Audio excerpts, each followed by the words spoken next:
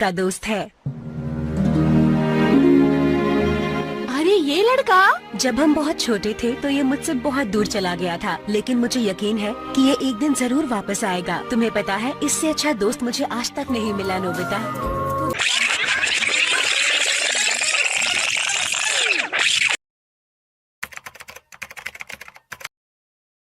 परमैन अर्थ से जा चुका होता है और सुमेरे अभी परमैन का उसी जगह पे वेट कर रही होती है जिस जगह से परमैन गया था। थोड़ी देर बाद हम देखते हैं शाम हो जाती है और सुमेरे अपने घर पे पहुंच जाती है। पहुंचने के बाद सुमेरे डिनर करती है और अपने बेड पे सोने के लिए चली जाती है। सुमेरे सोते वक्त बस खुद से यही बोलती है कि परमैन उससे कल मिलने ज़रूर आएगा और वो एक न एक दिन परमैन से ज़रूर मिलेगी। फिर हम देखते हैं सुमेरे सो जाती है। अभी सुबह हो चुकी होती है और सुमेरे भी उठ चुकी होती है। ये सुमेरे का पहला दिन होगा जो परमैन के बिना बिताने वाली है। शुरुआत में सुमेरे को कोई फ़र्क नहीं दिखता, उसे नॉर्मल सा डे लगता है क्योंकि उसका बहुत ही ज़्यादा हैवी शेड्यूल होता है। लेकिन जब उसका ये शेड्यूल ख़त्म हो जाता है, उसकी फिल्म की शूटिंग भी ख़त्म हो जाती है, वो अपने केबिन में बैठी होती है, तभी उसे अकेलापन महसूस होता है। उसे परमैन की याद आने लगती है और वो बातें जो परमैन से किया करती थी, वो लड़ाई, वो झगड़ा, ये सब उसे याद आने लगता है। सुमिरे बहुत ही ज़्यादा उदास हो जाती है। उसे वो सारी यादें याद आ रही होती हैं जो परमैन के साथ उसने बिताए होते हैं। थोड़ी देर बाद सुमिरे के बैच पे कॉल आता है और सुमिरे बिना सोचे समझे बैच को उठाते ही कह देती है, हाँ परमैन, मैं परमैन नंबर 3 बोल रही हूँ, बोलो क्या काम है। तभी बैच से आवाज़ आती है, मैं पायन बोल रहा हूँ सुमिरे, और तुम्हें पता है ना परमैन बर्ड पैंट जा चुका है। सुमिरे ये बात सुनने के बाद बहुत ही ज़्यादा उदास हो जाती है। फिर पायन सुमेरे से कहता है, सुमेरे यहाँ पे एक्सीडेंट हो गया है, हमें उस एक्सीडेंट को सॉल्व करना होगा, तुम्हारी मदद की ज़रूरत है और तुम जल्द से जल्द आ जाओ। सुमेरे पायन को हाँ कहती है और बैच रख देती है। इस वक्त सुमेरे अंदर से टूट चुकी होती है। उसने कभी सोचा भी नहीं होता है कि परमैन के बगैर रहना उसके लिए इतना मुश्किल हो सकता है। थोड़ी देर बाद सुमेरे अपने रोबोट को ऑन करती है और अपना परमैन सेट पहन के उस जगह के लिए निकल जाती है जिस जगह पे पायन ने उसे बुलाया होता है। थोड़ी देर बाद सुमेरे वहाँ पे पहुँचती है तो देखती है पायन बूबी पहले से ही अपना काम कर रहे होते हैं। सुमेरे उन दोनों की मदद के लिए नीचे चली जाती है और उन दोनों की मदद करने लगती है। सुमेरे की मदद से वो केस बहुत ही जल्दी सॉल्व हो जाता है। लेकिन जो रिपोर्टर्स में से एक रिपोर्टर होता है वो वहाँ पे आता है और सुमेरे से पूछता है, परमैन नंबर 1 कहाँ पे है पाको, हमें परमैन नंबर 1 नहीं दिखा, क्या वो बीमार है। सुमेरे ये सुनने के बाद वहाँ से चली जाती है और फिर पायन भी कहता है, प्लीज़ अभी परमैन के बारे में हमसे कुछ मत पूछिए। अब परमैन को गए महीनों बीत चुके होते हैं लेकिन परमैन की अभी भी खबर नहीं आई होती है। जब से परमैन गया होता है बर्डमैन ने भी आना बंद कर दिया होता है अर्थ पे। सुमीरे हर रोज़ एक ही आशा में सोती थी कि परमैन कल उससे ज़रूर मिलने आएगा, और उठती थी तो खुद से यही कहती थी कि आज वो परमैन से ज़रूर मिलेगी। ऐसे करते करते और कई महीने बीत जाते। जब परमैन की खबर किसी को भी नहीं मिल रही तो मीडिया और पब्लिक में खाइप बन जाती है, आखिर परमैन नंबर 1 गया कहाँ पे। क्या परमैन नंबर मर गया, ये सारे न्यूज़ फैल रहे होते। हर जगह पे एक अफवाह फैल रही होती है, परमैन नंबर 1 ने ड्यूटी छोड़ दी, और ये सभी लोग जानना चाहते थे कि परमैन नंबर 1 गया कहाँ पे। सुमेरे अपनी ज़िंदगी में बहुत ही ज़्यादा उदास रहने लगती है। परमैन के जाने के बाद पायन सुमेरे को पहली बार ऐसा देख रहा होता है जब एक केस जो बहुत ही ज़्यादा सीरियस होता है, तब सुमेरे पायन बूबी तीनों ही मिलके एक केस को सॉल्व कर रहे होते हैं। जब केस के रिलेटेड सारी इन्फॉर्मेशन मिल जाती है तब वहाँ पे एक रिपोर्टर्स आते हैं, एक नहीं कई सारे आते हैं। वो सब पूछने लगते हैं आखिर परमैन नंबर 1 गया कहाँ पे, परमैन नंबर है कहाँ पे। और परमैन की इतनी सारी बातें सुनने के बाद सुमीरे बहुत ही ज़्यादा उदास हो जाती है और उसे ऐसा लगता है मानो किसी ने उसके दुखती रथ पे हाथ डाल दिया हो। अब सुमीरे वहीं पे रोने लगती है। रोते हुए वो वहाँ से चली जाती है। सुमीरे उड़ते उड़ते ज़मीन पे गिर जाती है, शायद उसे चक्कर आ गए हो गए ये सारी बातें सुनने के बाद। पायन सुमीरे को उठाता है और उसे उसके घर पे लेके चला जाता है। हम देखते हैं जब पायन सुमीरे के घर पे होता है, सुमीरे की रोबोट पायन से पूछती है, तुम तो ऐसे नहीं हो पायन, मैं जानती हूँ कि तुम किसी की मदद करते हो, पर इतनी केयर करना सुमेरे की मुझे समझ नहीं आ रहा।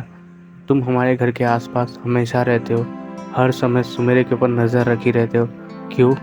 पायन कहता है, मैंने किसी से वादा किया है कि मैं सुमेरे का ख्याल रखूँगा उसके लिए, उसने मुझसे वादा लिया जाते वक्त, तो मैं उसका वादा तोड़ कैसे सकता हूँ। तो मेरे की रोबोट कहती है तो शायद वो इंसान परमैन नंबर 1 ही होगा। पायन कहता है हाँ वो परमैन ही है। फिर वहाँ पे हम देखते हैं पब्लिक और ज़्यादा हाइप हो जाती है कि परमैन नंबर 1 गया कहाँ पे। परमैन के बारे में जानकारी लेने के लिए मित्सो के घर पे बहुत सारे रिपोर्टर एक ही साथ चले जाते हैं, पर मित्सो भी उन्हें कोई जवाब नहीं देता। जब मित्सो से भी कोई जवाब नहीं मिलता उन्हें, तो वो सब डिसाइड करते हैं वो सुमिरे के घर पे जाएंगे। इसीलिए वो सब बहुत से पब्लिक को भी लेके चले जाते हैं। अब रात हो चुकी होती है तो इसलिए वो लोग नहीं जाते।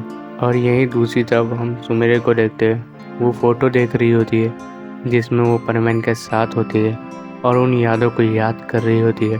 सुमिरे कहती है वो यादें कितने अच्छे थे। मैंने तुम्हें अपने बारे में बताया था और मैंने तुम्हें ये भी कहा था कि मैं तुम्हारे लिए क्या फील करती हूँ। मैंने कभी नहीं सोचा था कि वो आखिरी दिन होगा हमारा। और सुमिरे अपने बेड पर लेट जाती है और रोने लगती है। रोते रोते सुमिरे की आँख कब लग जाती है सुमिरे को पता ही नहीं चलता। कुछ देर बाद हम देखते हैं सुबह हो चुकी होती है और सुमिरे को घर के बाहर बहुत सी आवाज़ें सुनाई दे रही होती है। तभी सुमिरे की मैनेजर वहाँ पे आती है और कहती है मैम मीडिया और बाकी सब लोग परमैन के बारे में पूछने आए। सुमिरे कहती है पर वो यहाँ पे क्यों आए। सुमिरे की मैनेजर कहती है मैम वो लोग इसलिए आए क्योंकि आप पाको की दोस्त है बहुत अच्छी। वो जानना चाहते हैं पाको से परमैन गया कहाँ पे है। परमैन के फैंस बहुत ही ज़्यादा पागल है परमैन को लेके। सुमिरे बाहर आती है।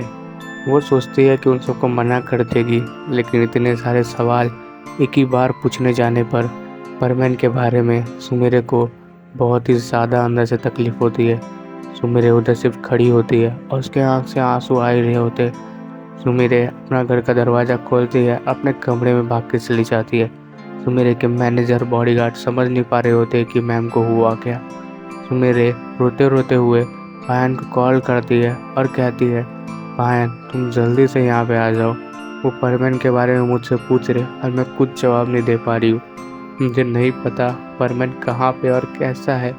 प्लीज़ तुम आके जल्द से जल्द उन्हें बताओ या फिर कुछ कहो, उन्हें रोको बस। थोड़ी देर बाद पायन वहाँ पे आता है और वो नज़ारा देखने के बाद ही चौंक जाता है। इतनी सारी पब्लिक सुमिरे के घर के बाहर होती है सिर्फ ये जानने के लिए कि परमैन कैसा है और कहाँ पे है। पायन को भी बहुत ज़्यादा खुशी भी होती है कि उसके दोस्त के बारे में जानने के लिए बहुत से लोग आए, लेकिन वो दुखी भी होती है कि उसका दोस्त ये देखने के लिए है नहीं। पायन वहाँ पे आता है और कहता है हम एक कॉन्फ्रेंस रखेंगे जिसमें हम सारी बातें परमैन के बारे में बताएंगे प्लीज़, लेकिन अभी यहाँ से आप चले जाइए। सभी लोग पायन के ऊपर भरोसा करके वहाँ से चले जाते हैं। पायन सोचता है सुमिरे से जाके इस बारे में वो बात करे, लेकिन जब वो सुमिरे के कमरे में जाने की कोशिश करता है उसे रोने की आवाज़ सुनाई देती है और ये सुनाई देती है कि क्यों तुम मुझसे दूर चले गए परमैन, और ये सुमिरे बोल रही होती है। ये सब सुनने के बाद पायन की हिम्मत ही नहीं होती सुमिरे के पास जाने की और वहाँ से पायन चला जाता है। कुछ समय बाद हम देखते हैं सभी रिपोर्टर्स एक जगह पे आ गए होते और उनके सामने पायन, बुबी और पाको बैठे होते। रिपोर्टर्स पाको से सवाल करते लेकिन पाको उनके सवाल का कुछ जवाब नहीं देती। वो यादें वो पाको के दिमाग में जो चल रही थी वो सारी बातें को तोड़ रही होती है। वो परमैन ड्यूटी के जो रूल्स होते वो पाको के आगे आ रहे होते। पायन भी उनका जवाब देने से हिचकिचा रहा होता है, वो आखिर बोले तो क्या बोले। फिर तभी पाको बोलती है परमैन एक मिशन पे गया है और वो बर्न बैठ गया है और हमें भी नहीं पता कि वो कब आएगा। आई होप आप सभी को आपके सवालों का जवाब मिल गया हो, लेकिन मैं आपसे एक और बात कहना चाहती हूँ। मैं परमैन नंबर 3 परमैन की ड्यूटी छोड़ती हूँ। आज के बाद पाको कभी भी आपको देखने को नहीं मिलेगी। पायन कहता है ये तुम क्या कह रही हो पाको, और तुम परमैन की ड्यूटी क्यों छोड़ रही हो।